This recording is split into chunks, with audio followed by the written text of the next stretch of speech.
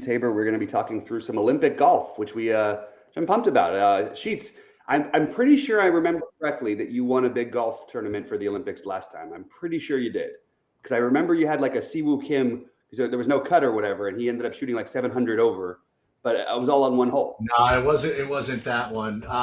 It was a different one with the Siwoo Kim. I remember that when that happened, and it was a no cut event, but it was a different no cut event. Yeah. I don't think I played the Olympics one. Okay. But same idea. I mean, in a no cut event, especially with 50 guys, 60 guys, this is it's almost certainly going to be some stars and scrub construction that gets there. You get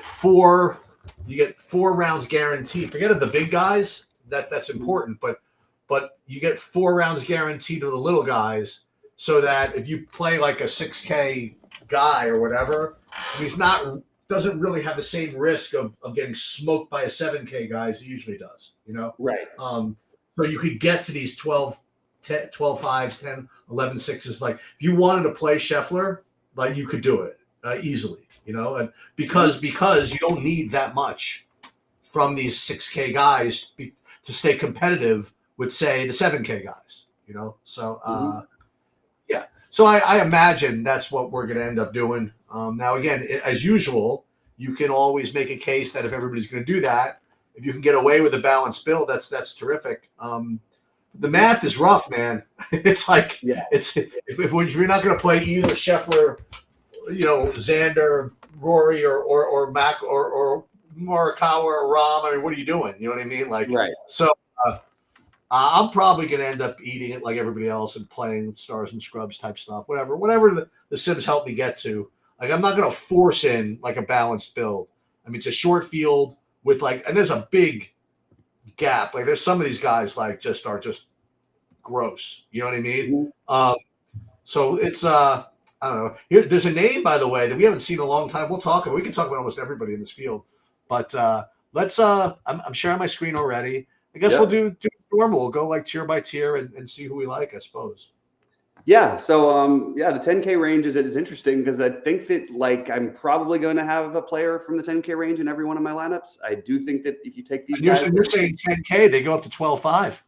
No, I know. I'm saying anybody over 10K. You know what I mean? I think that I really think that you're going to most likely find the winner from this plus 10K group, which I don't always feel for golf. I guess I do mostly when Scotty's in, but I think this is a very strong range. What do you like the most here? I don't know. I guess Scheffler and Schauffele. You know what I mean? I guess the two best players, I suppose. My ownership can't be right. I mean, these ownerships that I'm getting are so spread out. I'm getting like 22% Scheffler and 20% Schauffele. I can't imagine that being the case at the end of the day. For what it's worth, you're not the only one. I've looked a few other places, and it's been the same thing. Yeah, I can't imagine that. I think you're right. I think it's not going to end up that way, but I'm not sure which way. We'll see. We'll just see. Yeah. But so I like them. Listen, if ownership's spread out, I like those two the most. What else can I say? Mm-hmm. And then a gap down to Rory and Morikawa, as far as I'm concerned. And then Aber, and then excuse me, then Rahm, and then Aber. You know what I mean? Nothing really bizarre for me here. Mm-hmm. My biggest take here is that I'll be the most overweight on Rahm of any of them. Let's go. I'm in. I like it. I think he looked really good last time we got to see him play. He looks like he's coming back. He's so competitive. I think that he shows up, and I think he's got a great chance to win. So I like Rahm the most. I have Schauffele and Scheffler as the next two, like you. And I will probably be a little underweight Morikawa, because I think his ownership's going to be really high, but I like him just fine. And I have to be underweight somebody else. So I'm currently slightly underweight Rory, and probably with the field on Oberg. But I like the taking more of a stand on Rahm and trying to get at least double the ownership on him, maybe even higher. Hey, Rahm cashed really nicely for me with my Spaniard bet last week.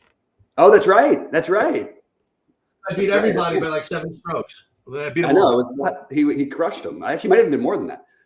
Yeah, it was a crush. Yeah. So what do you think about this 9K range? Because I think it's a little suspect. Some of the ownerships feel a little off to me. I don't quite get it. I don't. Well, yeah, because like I said, I mean, it's the 10Ks and up are just so good. you know, Right. that I would probably be. I'd probably be under on this 9K range. But if I had to pick my favorite, well, I'll give you my favorite three. I'm not going to go with Lowry too much. It would be Neiman, and then and Fleetwood, like the two of the Bobby specials, Yeah. and then Alex Noren. I mean, he's been doing very, very well in general. So I like those three. So Neiman, Fleetwood, and Noren would be my 9Ks. I mean, you could talk about. I mean, there are other. You could talk about Tom Kim and Hovland if you want. I mean, who are your favorites in 9K? Yeah, so I actually like I'll probably be underweight everybody in this range outside of Neiman and Fleetwood. But I think that, look, they're all fine. I do think Neiman and Fleetwood are priorities for me, though. I want both of them. Again, probably not going to play both of them together because I'm probably going to be playing one of the 10K guys. But I like the idea of pairing one of those two with one of the spend ups. That would be the way that I would approach my build. So that's what I'm currently planning on.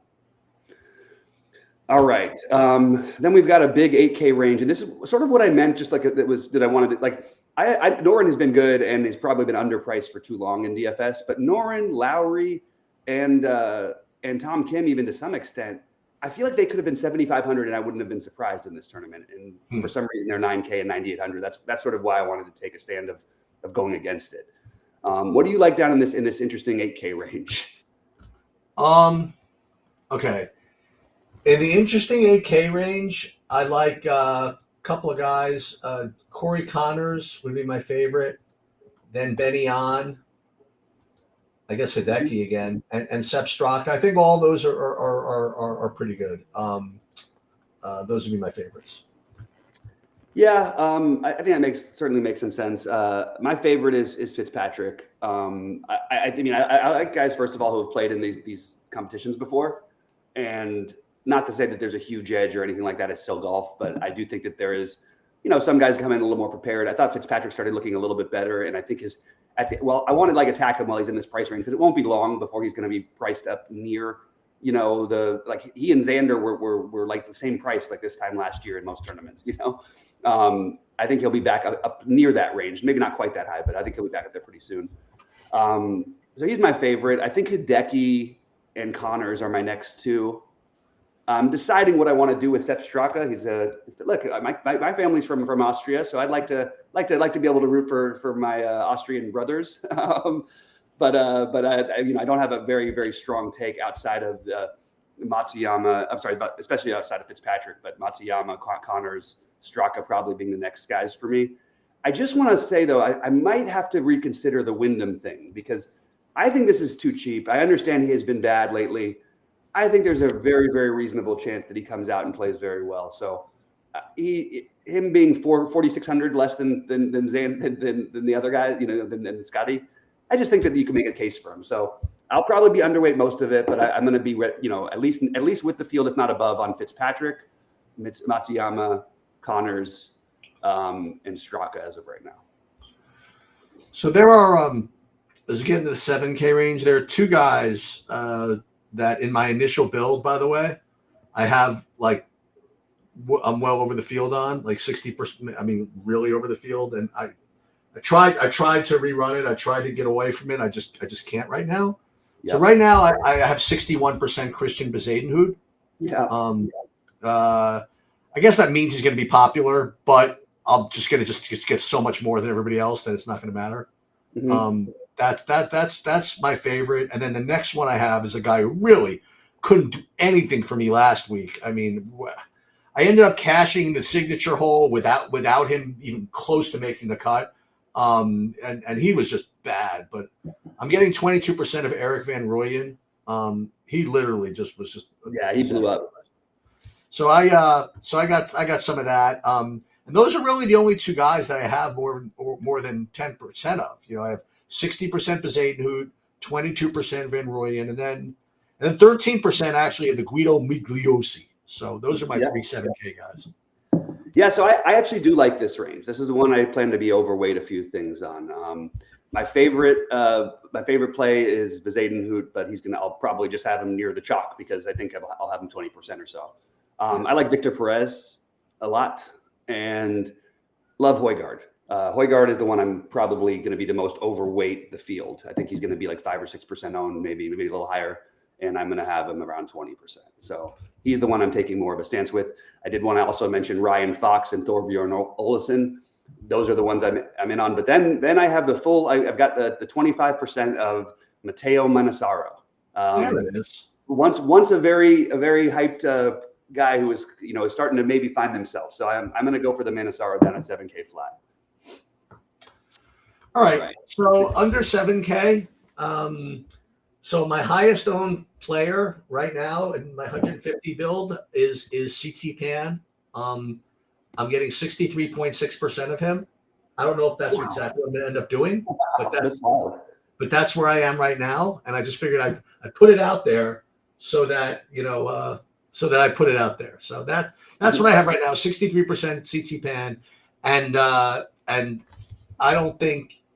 And then I also have 27% of Matty Schmid, 15% of Emiliano Grillo, and 15% of Nick Taylor, and 14% of Kevin Yu, and 14% of Steven Yeager. So a whole bunch in the 6K. Yeah, I think you're gonna with the builds you're gonna end up with a lot of stuff in the 6Ks in general. Ones I'm over, Steven Yeager, I'm actually may not even be. I probably end up underweight, even though I've got a pretty decent ownership on him. It's just because I think he's gonna be popular. Mito Pereira, that's the name we haven't seen in a while. I'm living I'm staying in a Chilean's house right now, and my girl, I've got to pull for the Chilean team, so I'll definitely have some Pereira. Well, the name that I was saying that we hadn't seen in a while was Carlos Ortiz. Oh, that's interesting. Yeah, that's right. I didn't like him, but he's 7,900. But really, I didn't even know what happened to that guy. Yeah, he went to the Live. Yeah, no, I don't even think he's on the Live. Oh, he is on the Live. That's right. Yeah, I think he is. All right, so so CT Pan, I've got some interest there. Shivankar Sharma, 10% of him, 10% of Matty Schmidt. What else do I have down here? I have a little bit of the Toasty. I'm trying to think about who else, because I'm going to get to more of these guys when I get my builds, but I think I'm going to let take a little page out of your book and let SaberSim sort of do some of it for me. When it comes to some of these cheap guys, and sort of see where I wind up. Right. I don't have a really strong take on a lot of them. So let's do this. Who's winning the gold medal? Who is winning the gold medal? We don't get to say that very often. Who is winning the gold medal? I'm gonna go bold, even though I think that's not the right answer. I'm gonna say John Rahm. And I'm gonna go Colin Morikawa. Oh, okay. I thought you were gonna go Xander for sure. Yep. Next one is who under 10K is going to win a medal? Who under 10K wins a medal? Okay, I like these new things. I'm making it up as I go along. I like it. I'm going to say Neiman, but I like that a lot. Neiman, Fleetwood are the two for me. So. I will go with Alex Noren. Mm-hmm. Who under 9K? Who's the best performing under 9K? 8K or 8K guy. Who's gonna finish the best? I'm gonna say Fitzpatrick. And I'm gonna go with Benny On. Benny On. Okay, that means I'm gonna have to up my ownership of him a little bit. And then also, who's the best under 8K guy? The under 8K for me is Nicola Højgaard. And for me is going to be Bezadenhout. Mm-hmm. And who's the best under 7K? The best under 7K for me, I think it's a little too chalky to say Steven Yeager. So I'm going to go with a bit of a gamble. Well, I guess it's not a gamble. I think the safe one is Matty Schmidt, and I think that the real gambling one would be Mito Pereira. Can't play 63% of CT Pan without recommending him as the top 6K guy. So that's what's going to be at. And here's the thing. Who is going to be the worst performing 10K and up guy? Because there's no cut. Yeah. So the worst performing 10K and up guy, I'm going to actually take your guy who you have winning I'm going to say more. All right. Here's what I'm going to take. So I'm going to stand by my ownerships right now. I'm going to pick the guy that I only have. What percent of? I only have right now in 150 lineups. I have 3.2%. So that's 5 lineups. Mm-hmm. So I will be going with Scotty Scheffler. Okay, there we go. Scotty Scheffler is the worst to perform. We'll see. I can't help myself. So I play 0 of him when there's 400 people in the tournament. He wins. So now there's like 2 people in the tournament. I'm going to play 0 anyway. So that's you know what? Because I really need to play 63% CT pad. So why would I want to play more than 3% of Scotty Scheffler when I can afford to do it? You know, like why would I want to do that? We'll see. Maybe I will actually win the Olympic slate this year with a ridiculous approach like that. I'll tell you what I do think is a good approach this week is maybe playing like leaving the money on the table, playing Xander instead of Scotty, that kind of a thing. You know what I mean? Okay. Oh, that's actually not bad. I think it makes some sense. Yep. All right. Well, it should be a fun one, guys. Good luck to everybody. I'm going to finish my builds and I'll update everybody in Discord sort of where I'm at. And I have my core plays up and all that stuff. So we'll get after it. All right. Sounds good. I will.